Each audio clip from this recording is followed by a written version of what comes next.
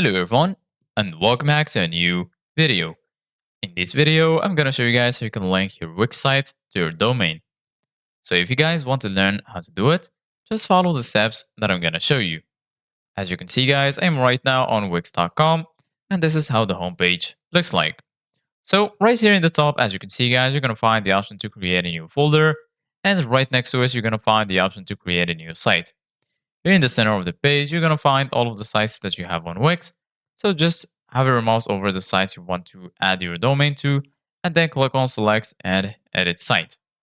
Once you do that, you're going to be taken to your dashboard right here. So once you're here in the dashboard, if you go to the left side of your screen, you're going to find all of these sections right here. Here you're going to find setup, home, getting paid, sales, catalog, and so on. So right now, go to the bottom and click on settings.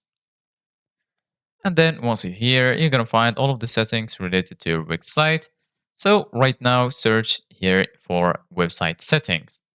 Once you do that, go ahead and click on the website settings. And then once you're here in this page, just go here to site address URL. Get a branded domain so visitors can easily find your site or edit your free Wix domain. So as you can see, guys, in order to connect your own branded domain, you need to upgrade your plan. So click on upgrade now.